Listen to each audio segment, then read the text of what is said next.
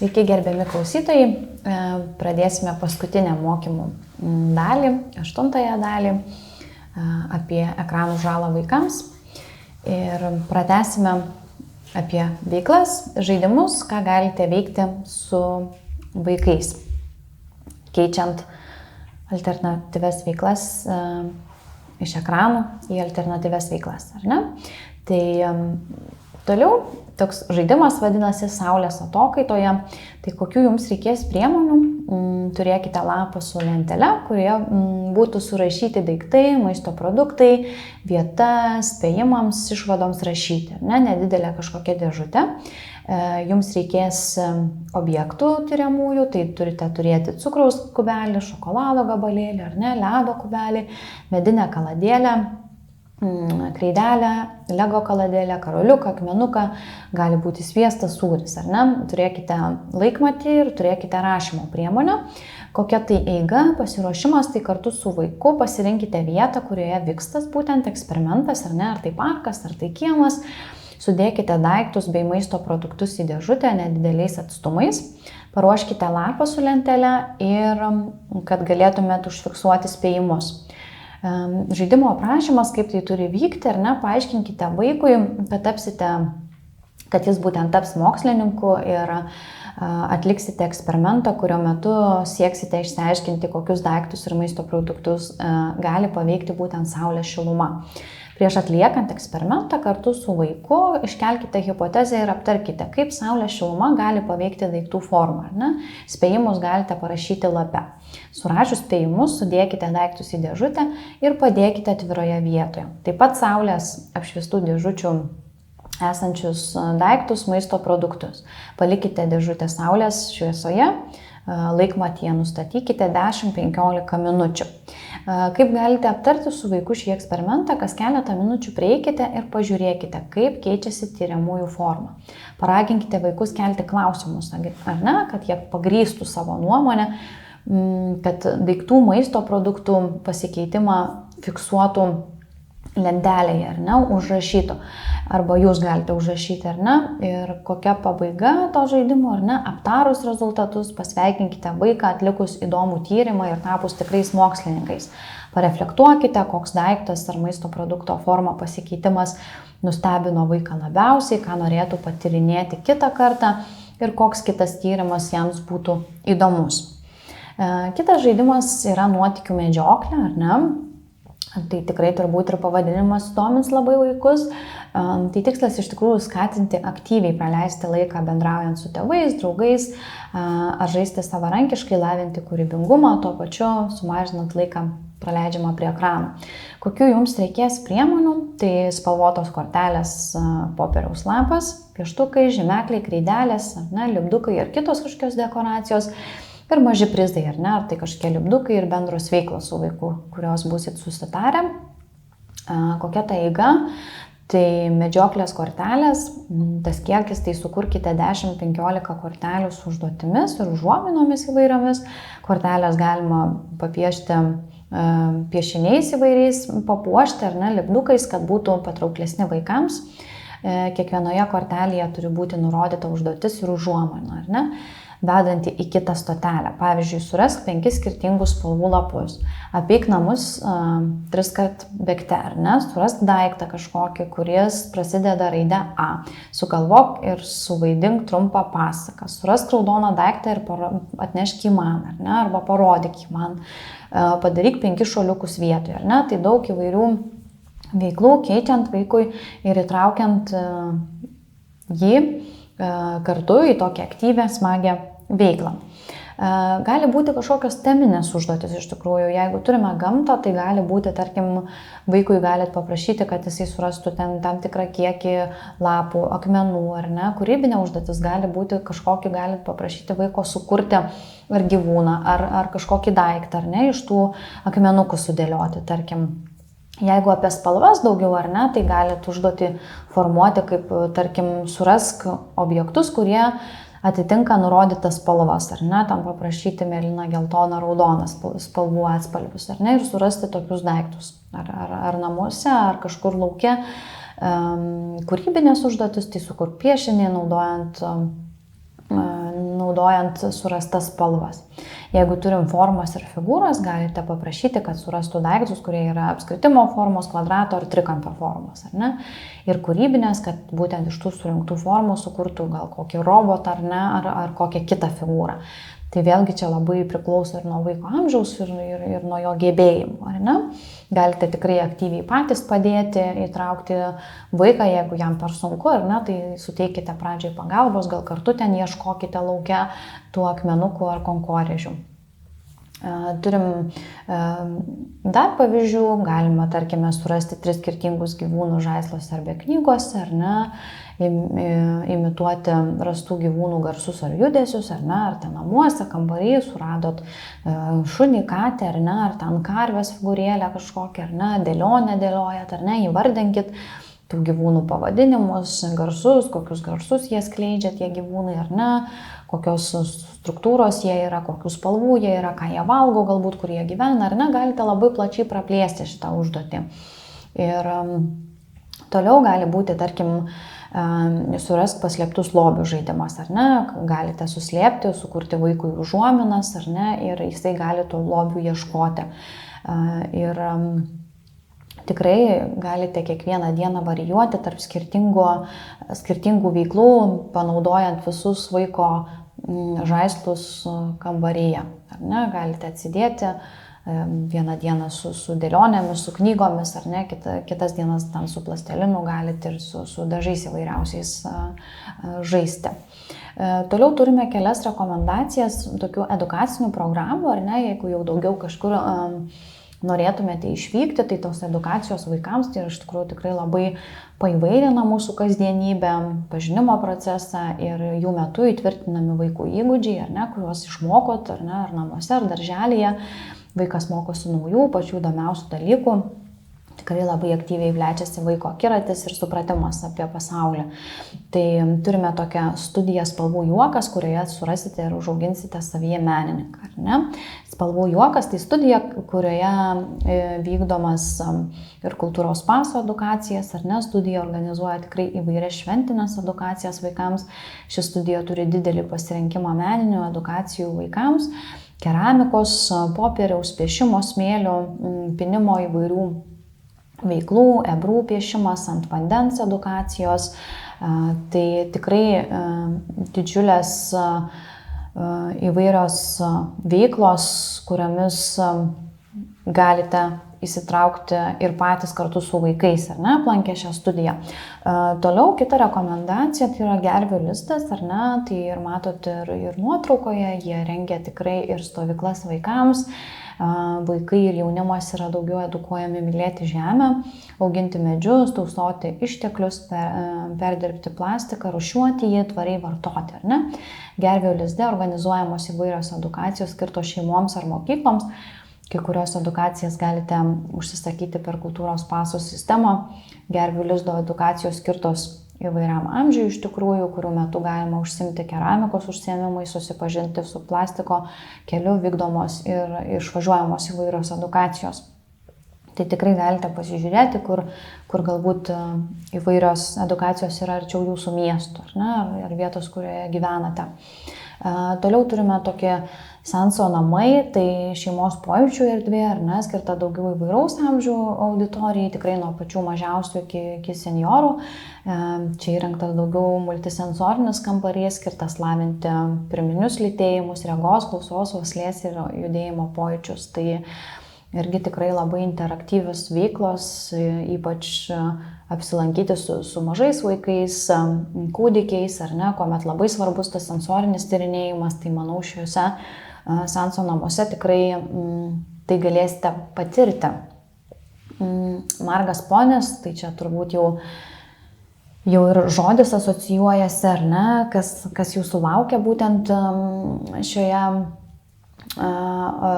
būtent edukacijoje, tai būtent šią edukaciją skirta vaikams. Kiekvienas edukacijos dalyvis turi galimybę pasiruošti žirgą ar ponių jojimui, tai edukacijos metu jie yra šukuojami, balnojami žirgai, ar ne, daugiau pasakojama, kaip rūpintis jais. Edukacijos metu taip pat galėsite pajodinėti su ponio ar žirgu. Tai manau tikrai labai puikia edukacija, tikrai labai smagus laikas bus tiek vaikams patyriminis, ar ne, tiek turbūt jums patiems kaip tėvams. Matysite tikrai, kiek vaikas daug teigiamų emocijų patiria, ar ne, kiek iš tikrųjų gyvūnai gali suteikti daug naudos jūsų vaikui. Ir dar turime vilko dainos edukaciją, čia jau matote kitus gyvūnus, ar ne, tai užsiėmimas, kuriame mokosi ne tik kaip bendrauti su šunimis, ar sportuoti, pažinti, suvokti skirtumus, ar ne, pamatyti tos panašumus ir atsakomybės, prisimti, ar ne, kaip būtent su jais dirbti, kaip juos lavinti, ar ne. Tai aptariamas tas tinkamas, netinkamas gyvūnų elgesys, tai tikrai irgi labai aktyviai įtraukiama, vaikai skaito pasakojimus, pasakas gyvūnams, šuniukams atsisėdę gali skaityti pasakojimą, ar ne, ir tai būtent formuoja tą pozityvų vaiko požiūrį į skaitimą. Tai irgi tikrai labai kviečiu apsilankyti būtent tokiuose edukacijose. Dabar šiek tiek dar truputį paminėsim, akcentuosim svarbiausius dalykus, kurie išskiriami ekranų, tos įvairios rūšys, ar ne, tiek televizijos, tiek planšetės, tiek žaidimų konsolės, ar ne, visgi ką mūsų mokslas akcentuoja, ar ne, tokius pagrindinius esminius dalykus užtvirtinimui, ar ne, kad būtent ta televizija mažus vaikus supažindina daugiau su nesveiko maisto reklamomis ir tikrai skatina tą užkandžiavimą. Ir tie veiksniai yra tokie žinomi kaip bendro suvartojamo maisto kiekio didėjimas ir mažiau sveiko maisto pasirinkimų skatinimas, ar ne.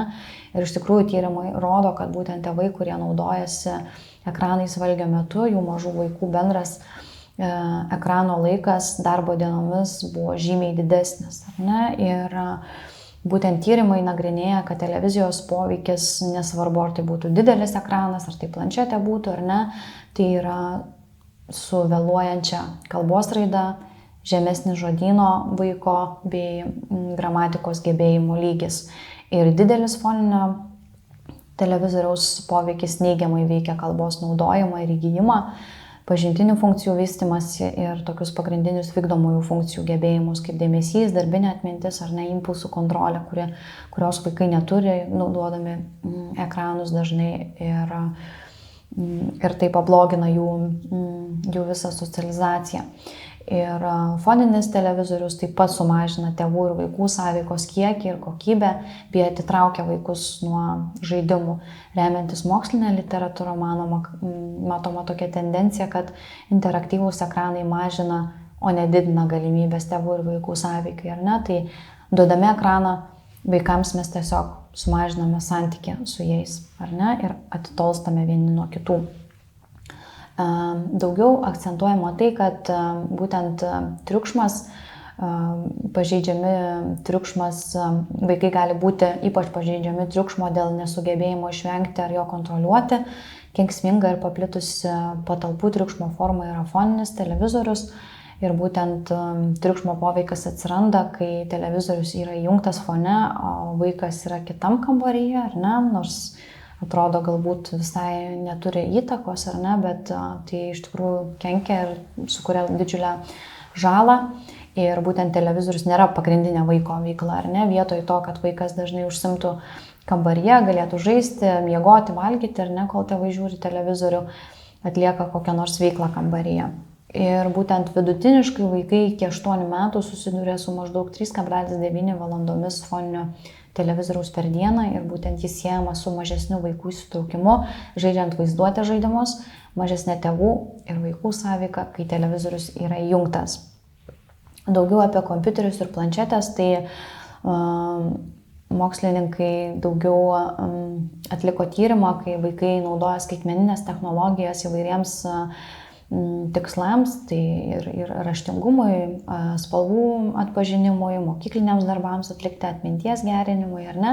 Ir būtent Amerikos pediatrijos akademija nerekomenduoja skaitmeninės žiniasklaidos naudojimo jaunesniems nei 18 mėnesių vaikams.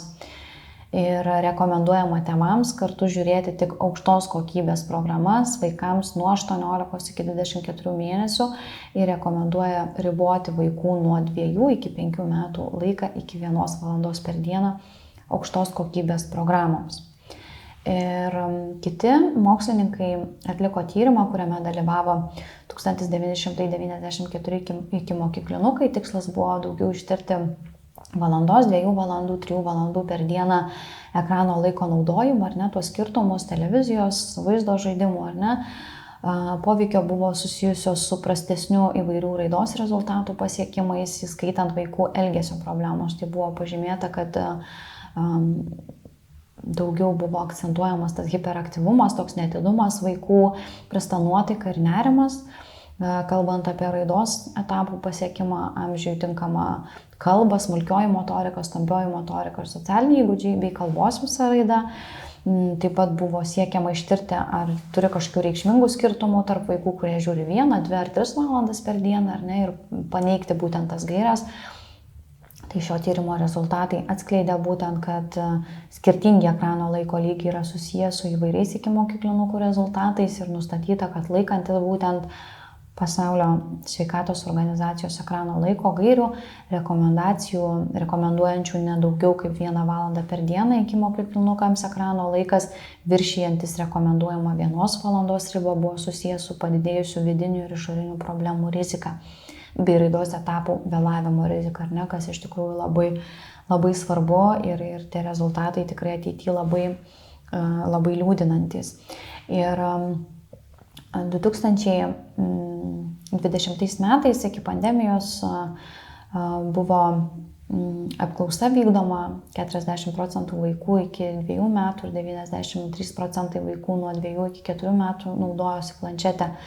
Ir būtent kitas tyrimas buvo pastebėta, kad 3-5 metų vaikai prie planšetinio kompiuterio vidutiniškai praleidžia 115 minučių per dieną, o šis skaičius auga didėjant vaiko amžiui. Ir būtent Lietuvos tyrėjai teigia, kad pastaraisiais metais sparčiai populiarėja interaktyvūs ir mobilūs medijos įrenginiai, tokie kaip išmanieji telefonai, planšetės. Šių įrenginių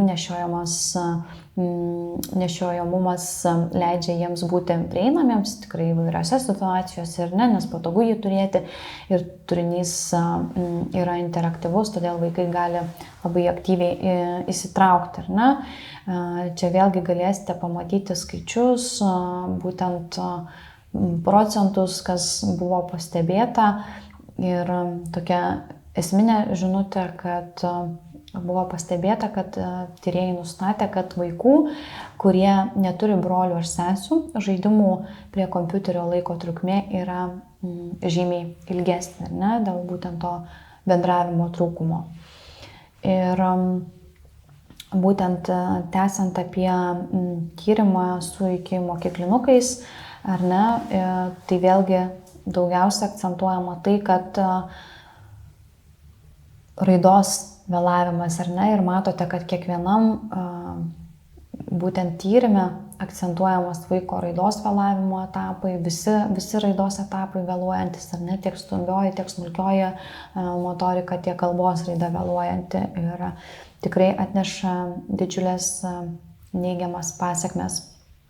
Ir būtent apie išmaniuosius telefonus daugiau galbūt, kas yra labai patogu naudoti, atrodo, ar ne, ir vaikai su išmaniaisiais telefonais susiduria pasyviai, jis naudojasi maždaug nuo 6 mėnesių amžiaus, ar ne, tikrai labai mažyčiai kūdikiai, ar ne, tėvai išmaniuosius telefonuose leidžia jiems muziką, kad juos nuramintų ir linksmintų, ar ne, ir kai vaikams sukanka 1 metai, jie mėgsta žiūrėti išmaniuosius telefonus, rodomus vaizdo įrašus, ar ne? Bet vėlgi, grįžtant prie tų situacijų, kurias nagrinėjom prieš tai, ar ne, matėte, kad būtent ta foninė muzika ar foniniai kažkokie garsai, kuriuos naudoja vaikams, kurie galėtų sėkmingai miegoti, ar ne, tikrai ilgalaikiui net neša naudos, o atsiranda tikrai labai didžiulės pykčio reakcijos. Ir daugiau apie išmaniuosius telefonus, kad būtent vaikai gali sąmoningai dalyvauti vaizdo pokalbiuose nuo 1 metų amžiaus ir suteikia jiems komfortą, artumo jausmą su tėvais, ar ne? Ir vaikai teikia iš tikrųjų pirmenybę vaizdo pokalbiams, o ne telefono skambučiams, nes pirmieji leidžia išraiškingiau jiems tikrai bendrauti. Tačiau naudojimasis išmaniuoju telefonu prieš einant miegoti lemia trumpesnį miego laiką jaunesniems nei 8 metų vaikams. Tai tikrai labai skatinu to nedaryti ir nenaudoti. Ir iš tikrųjų pilnai tuos išmaniuosius telefonus rankose gali laikyti vaikai 2 metų amžiaus. Iki tol jie tokie pasyvūs naudotojai, ar ne, jie daugiau klausosi, žiūri, stebi ir maždaug nuo 2 metų vaikai palaipsniui išmoksta valdyti jau tos išmaniuosius telefonus, ar ne, o augdami jau jie ir naudoja įvairias programėlės. Bet tikrai tai nėra kažkoks labai pozityvi žinutė, ar ne, kad būtent mano vaikas 2 metų geba pajungti YouTube'e kažkokį video, ar ne, tai daugiau reiktų vis tiek pagalvoti apie tai, kaip galim formuoti tą santykį su vaiku ne per ekraną, ar ne, o per bendrą kažkokią veiklą, ką tikrai labai akcentavome. Ir apie žaidimų konsolės, ar ne, čia jau turbūt tie vyresni vaikai naudoja, tai tikrai buvo atlikta didžiulė apklausa 22 metais, tai tarp 2-17 metų amžiaus vaikų būtent 71% vaikų žaidžia tuos vaizdo žaidimus, ar ne, ir atsižvelgiant į tai, kad vaikystėje ir paauglystėje būtent vystosi smegenys, ar ne, šios tendencijos paskatino mokslininkus tirti žaidimų ir pažinimo bei psichikos sveikatos sąsajas. Dauguma psichologinė ir elgesio tie tyrimai rodo, kad būtent tai žalinga sąsaja ir sieja juos su vėlesne kaip depresijos rizika, smurto, agresyvaus elgesio padidėjimu vaikams. Ir tyrimai rodo, kad apie 90% vaikų žaidžia vaizdo žaidimus, kai kurie iš jų pradeda žaisti jau nuo 6 metų. Ir padidėjęs vaizdo žaidimų skaičius buvo vertinamas kaip visuomenės pastangos skatinimas fizinį atsiribojimą būtent tuo COVID laikotarpiu. Tai tiek informacijos mūsų mokymuose ir turbūt tą paskutinę žinutę akcentuojant, kas yra labai svarbu, ar ne, tai yra ta žala, bet supraskime tai, kad vaiko santykis formuojasi bendrose veiklose, ar ne, ir santykis tikrai nesiformuoja bendrose ekranuose, ar ne, santykį formuokit su vaiku, bendraudami, kurdami veiklas, leiskite laiką kartu, nors ir kai kuriais atvejais atrodo, kad paprasčiau ir lengviau viskas būna, ar ne, kad ekranai mums tikrai labai padeda, bet matote ilgalaikiai perspektyvoje, kad jie sukuria didžiulę žalą.